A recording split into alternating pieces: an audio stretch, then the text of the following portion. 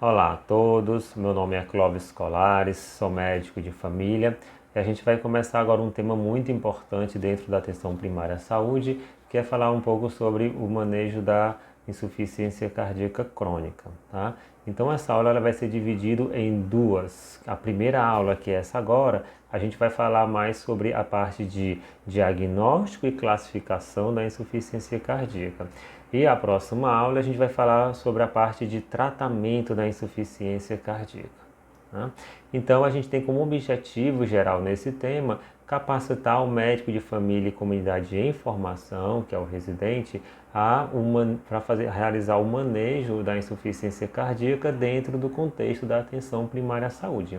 E temos três objetivos específicos, que é aprender a realizar o diagnóstico e a classificação da insuficiência cardíaca, iniciar o tratamento e otimizar esse tratamento quando necessário, e também reconhecer situações clínicas que necessitam do encaminhamento ao especialista focal, né?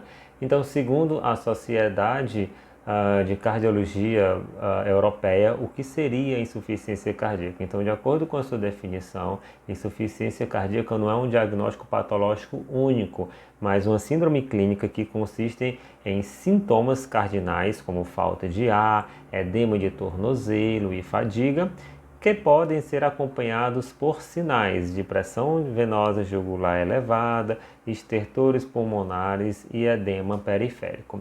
Vale lembrar que esses sinais e sintomas eles são decorrentes de alguma alteração cardíaca, ou alteração na sua estrutura, ou alteração na sua funcionalidade.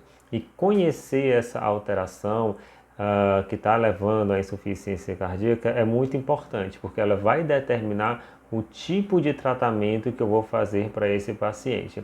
Então, por esse motivo, mesmo eu fazendo um diagnóstico clínico sindrômico de insuficiência cardíaca, eu vou ter que também lançar mão de alguns exames complementares para saber qual é a alteração da funcionalidade ou da estrutura do coração que está ocorrendo para eu fazer o tratamento mais adequado, tá? Lembrando que a insuficiência cardíaca é um estágio final de um grande período que o médico de família e comunidade pode estar atuando, tá? Através de rastreio diagnóstico de hipertensão, de diabetes, de dislipidemia e o seu tratamento de forma correta, evitar aquela inércia terapêutica, né? Fazer com que o paciente de fato atinja as suas metas de tratamento. Se a gente conseguir fazer isso, a gente consegue compensar bem o coração e proteger que esse paciente venha evoluir para insuficiência cardíaca. Então é fundamental, dentro da prática do médico de família e comunidade, fazer o rastreio dessas condições clínicas que podem cursar no estágio final com insuficiência cardíaca e fazer, a partir do diagnóstico precoce, fazer o seu tratamento também de forma precoce, evitando a inércia terapêutica.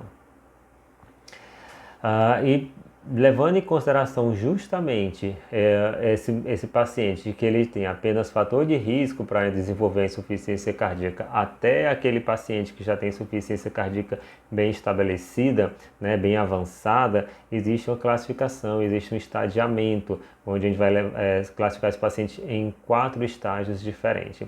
O estágio A é aquele paciente que é totalmente assintomático, não tem nenhuma alteração na estrutura ou na função do coração, mas ele é portador de alguns fatores de risco. Ele é um hipertenso, ele é um diabético que merece o cuidado, né, como acabei de citar, de realizar o tratamento de forma correta.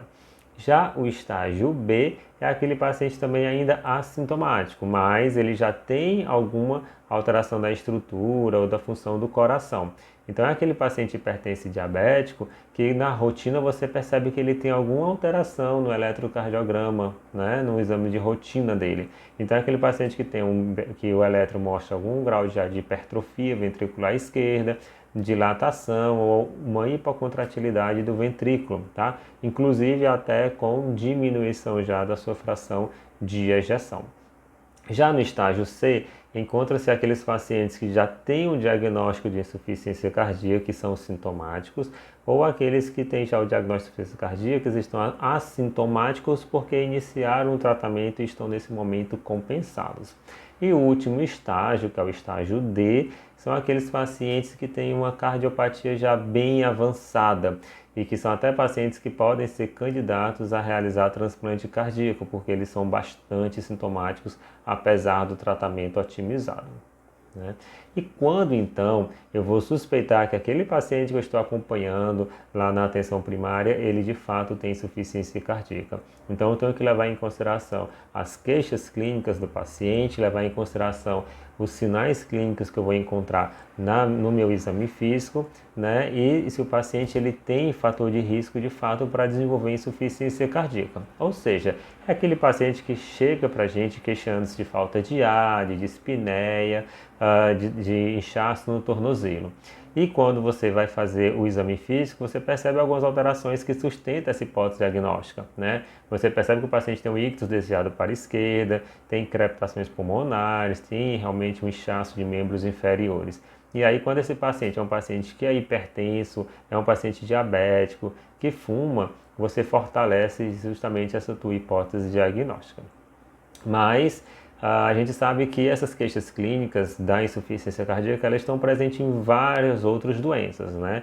E a gente vai ter então que durante a nossa anamnese descrever bem essas queixas clínicas do paciente para saber se de fato essa queixa vem realmente por alguma insuficiência cardíaca, né?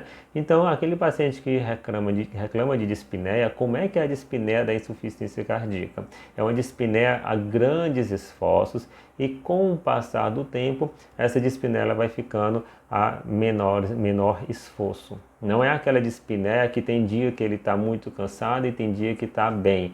É uma dispneia constante, diária, né? E que a cada mês que passa, um tempo vai passando e o paciente vai tendo essa dispneia decorrente de um menor esforço físico.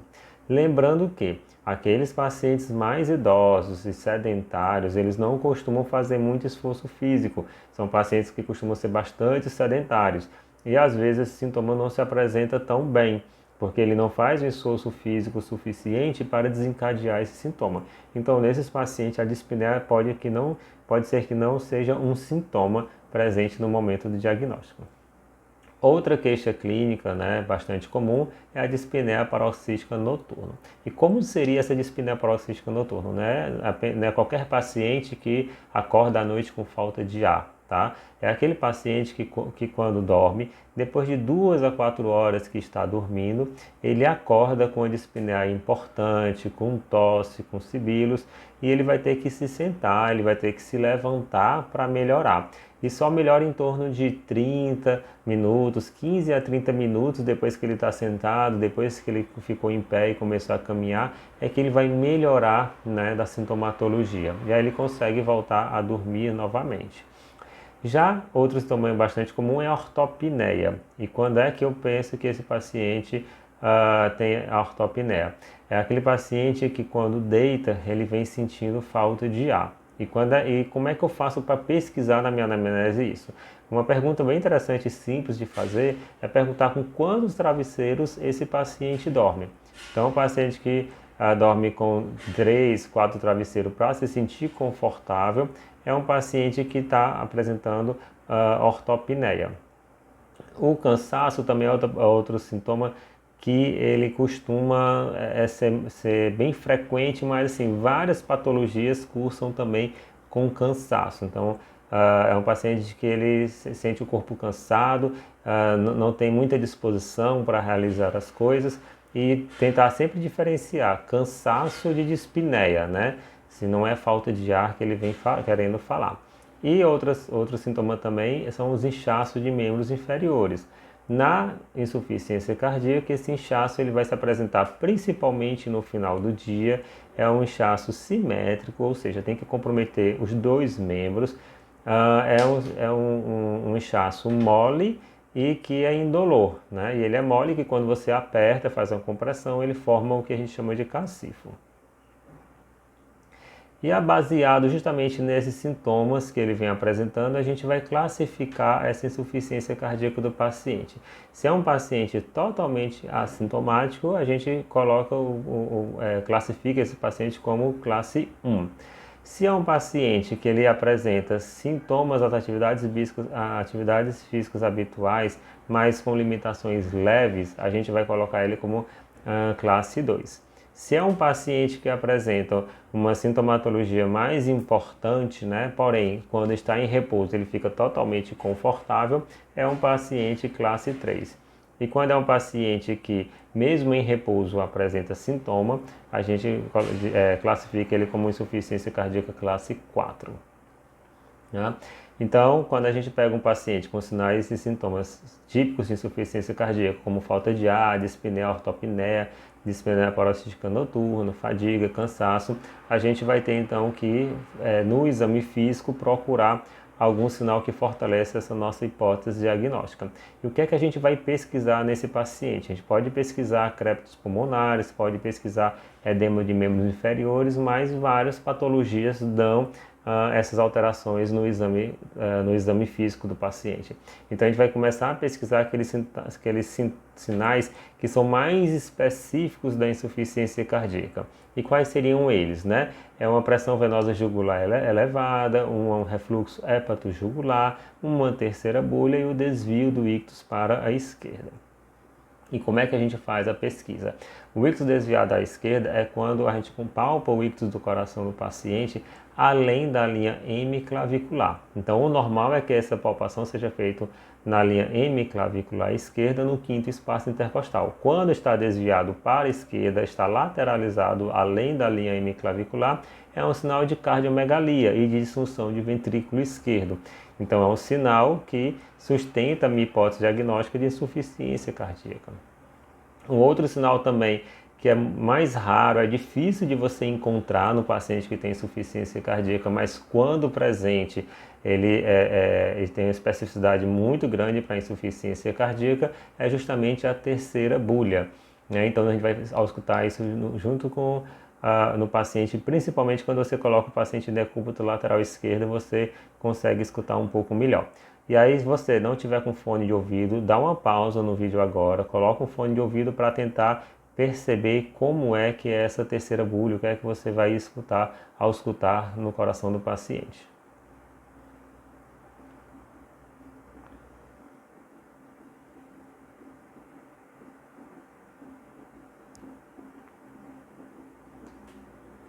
Ok? Um outro sinal é uma turgência jugular. Como é que a gente vai pesquisar isso? Vai colocar o paciente em decúbito dorsal a 45 graus e vai pedir para ele lateralizar a cabeça e tentar perceber onde encontra a jugular desse paciente. E a gente vai medir a coluna de sangue dessa jugular interna em relação ao ângulo, né, do external. E aí na figura abaixo tem colocando como é que é a posição correta do paciente e se essa coluna de sangue na jugular interna for mais do que 4 ou 5 centímetros, é sugestivo de fato de congestão pulmonar e de insuficiência cardíaca. Quando esse sintoma ele não está muito presente, né, esses sintomas típicos não estão presentes, você quer sensibilizar mais ainda a tua pesquisa, você pode tentar fazer uma pesquisa do refluxo hepatojugular. Então, com o paciente na mesma posição, você vai fazer uma pressão abaixo do rebordo costal direito por mais ou menos 1 minuto e perceber se de fato começa a ter a turgência jugular, né, se ela começa a se pronunciar nesse momento. Então, se eu estou diante de um paciente com queixas clínicas que me sugiram insuficiência cardíaca, além de pesquisar o edema do membro inferior, além de fazer uma ausculta pulmonar para saber se o paciente tem estertores ou crepitos em base, eu tenho que fazer a pesquisa desses sinais que são os sinais mais específicos da insuficiência cardíaca. Então eu vou saber se ele tem desvio de ictus à esquerda, eu vou tentar perceber se ele tem turgência jugular, se tem um refluxo hepatojugular e se ele tem a terceira bolha. Então eu não posso deixar de fazer a pesquisa no meu paciente com queixa de dispneia, de falta de ar. Essas são as principais causas, né, de insuficiência cardíaca que pode estar cometendo o nosso paciente. No Brasil, As principais causas é decorrente o quê? Decorrente de uma doença isquêmica do coração, de uma doença chagásica, de uma doença hipertensiva avançada que não foi tratada de forma correta, uma doença valvar ou a miocardiopatia dilatada idiopática. E como é que eu vou saber como é que eu vou fazer para saber qual dessas patologias o meu paciente com insuficiência cardíaca tem, né? Então eu vou ter que lançar mão agora, nesse momento, dos exames complementares para tentar descobrir qual a fisiopatologia que está por trás da insuficiência cardíaca, para que eu possa fazer o melhor tratamento para esse paciente. Então, um exame bastante interessante, primeiro que eu posso lançar mão, é o eletrocardiograma, né? Raramente um paciente com insuficiência cardíaca vai ter um eletro normal, né? Então a gente vai atrás de algumas alterações no eletrocardiograma que possa estar presente em um paciente, né, com insuficiência cardíaca, que seria justamente o quê? Uma hipertrofia ventricular esquerda, um QRS alargado, uma presença de onda Q, né, e fibrilação atrial. Então essas são algumas alterações do eletrocardiograma que me sugerem o diagnóstico de insuficiência cardíaca. Além do eletrocardiograma, eu posso também estar lançando mão de uma radiografia de tórax. Esse exame é interessante que, além de me fortalecer, né, pode me trazer alguns indícios de insuficiência cardíaca, ele vai me ajudar também a afastar alguns diagnósticos diferenciais, uma DPOC, uma pneumonia, um derrame pleural, algum outro diagnóstico diferencial. E o que é que um paciente com insuficiência cardíaca vai apresentar na radiografia de tórax? A primeira coisa é um aumento da área cardíaca. E a gente vai medir essa área cardíaca quando a gente mede o segmento A mais o segmento B, né, e faz a subtração, ou a divisão para o segmento C. Se for maior do que 0,5, A mais B sobre C maior do que 0,5, é um indício que o paciente sim tem uma cardiomegalia. E aí eu trouxe aqui uma radiografia para a gente justamente perceber, né? Então eu estou medindo o segmento A mais B, e quando eu comparo esse segmento A mais B com o maior diâmetro do tórax, eu percebo que ele ocupa a maior parte, ele passa de 50%, de 0,5%.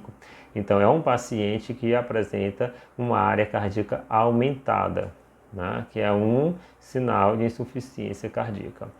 Outro sinal também que a radiografia pode nos fornecer, que a gente consegue perceber nesse raio-x, é uma tendência de cefalização da trama vascular. Então, se a gente perceber a trama vascular em direção ao ápice, ela está mais proeminente do que o normal, né? Ela está igual até mais do que para a base. Então, essa cefalização da trama vascular também é indício de congestão pulmonar decorrente de uma insuficiência cardíaca. Um outro exame, se eu tiver acesso na atenção primária, que pode me ajudar, é o peptídeo natriurético, mas geralmente a gente não tem acesso a esse tipo de exame. E é um exame que, quando ele vem menor do que 35, ele praticamente assim torna improvável o diagnóstico de insuficiência cardíaca. E quando ele vem acima, né, do valor de referência, tem que tomar cuidado que algumas outras condições clínicas podem cursar também com o aumento do peptídeo natriurético. Então, o paciente só por ter uma idade bem avançada, ou aquele paciente com doença renal crônica, ou a paciente com fibrilação atrial, pode ter um peptídeo natriurético um pouco elevado, sim. Um outro exame bastante interessante que vai nos trazer muita informação é justamente o ecocardiograma. Porque o ecocardiograma é capaz de avaliar duas coisas do coração do paciente. Se tem comprometimento na estrutura e se tem comprometimento na função do coração. Então ele é um exame muito rico e vai nos trazer muitas informações. Em relação à avaliação da estrutura, ele vai avaliar o volume das câmaras cardíacas, a espessura de suas paredes, ele vai avaliar também como é que está a funcionalidade das válvulas cardíacas. Em relação à função do coração, ele consegue avaliar a função sistólica e diastólica. Na função sistólica, ele vai fazer essa avaliação através de uma estimativa de fração de ejeção do ventrículo esquerdo. E para fazer a avaliação diastólica, ele vai levar em consideração estimativas da pressão intracavitária, a redução da complacência e do relaxamento também das câmaras cardíacas. Então, ele não é exame porque a gente também tem que estar solicitando, no nosso paciente com insuficiência cardíaca, eu não preciso estar solicitando todo ano, né? Então, tem as indicações clínicas formais para que você possa, sim, solicitar um ecocardiograma. O primeiro dele é diante de um paciente com a clínica sugestiva e que apresenta o raio-x e o eletrocardiograma também sugestivo de insuficiência cardíaca. Então, você vai fazer um ecocardiograma para classificar melhor essa insuficiência cardíaca do paciente e a partir de então oferecer o melhor tratamento para ele. Se você tem um paciente com a clínica compatível, mas os exames não foram, o eletrocardiograma e a radiografia de tórax não te ajudaram a fortalecer esse diagnóstico, você tem que primeiro excluir outras causas. Depois que você excluir outras causas e você ainda persiste com esse diagnóstico, aí você poderia estar solicitando um ecocardiograma para diagnóstico diferencial.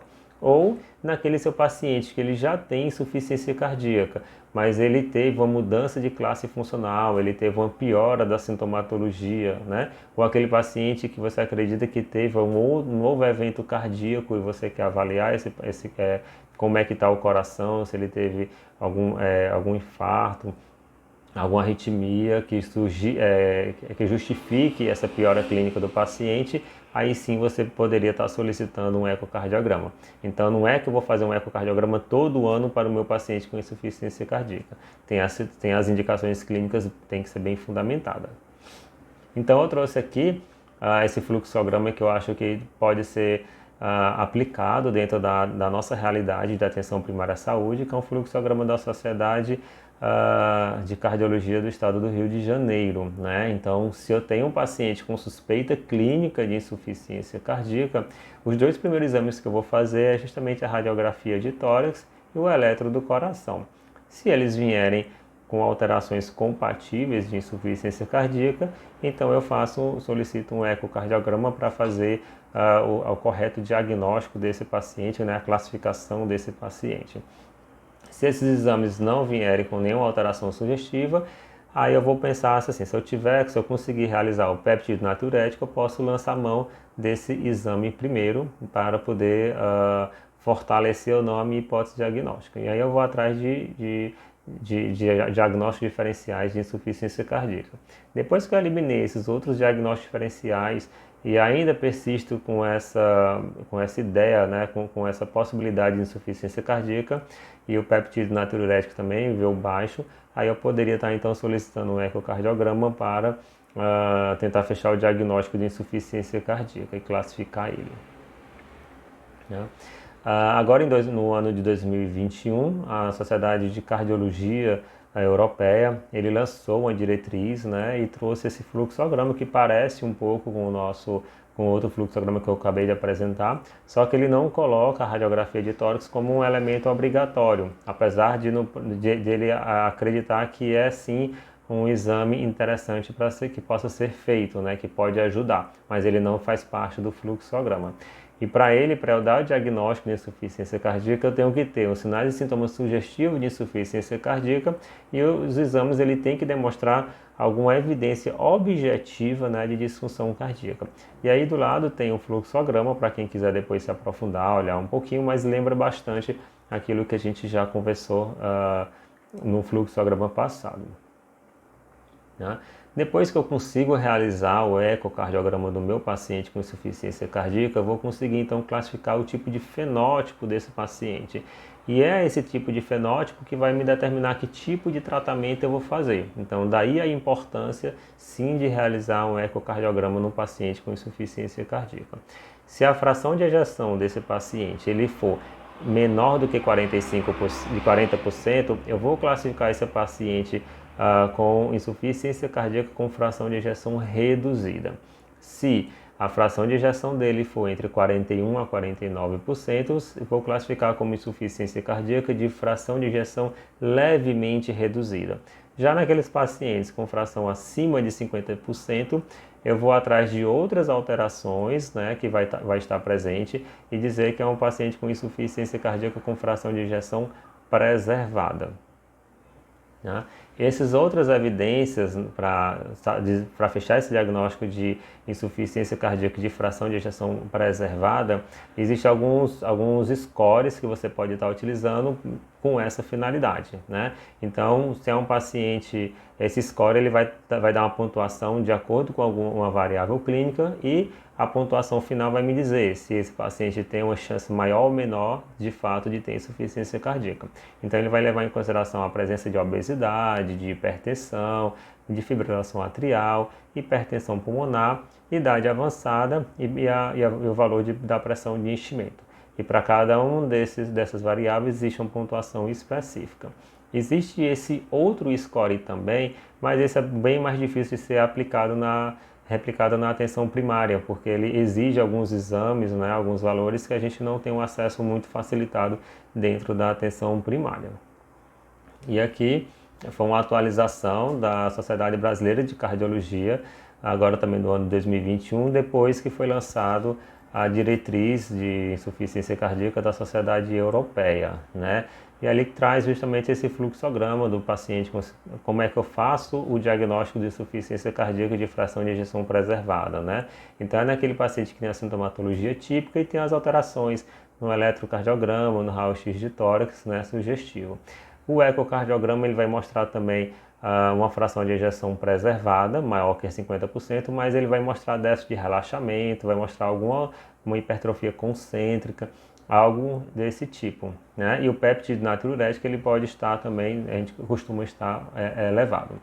E aí, se depois que eu vejo os sinais e sintomas clínicos do paciente, avalio os exames complementares, é possível sim que ele tenha insuficiência cardíaca, eu vou lançar mão desses scores, tá?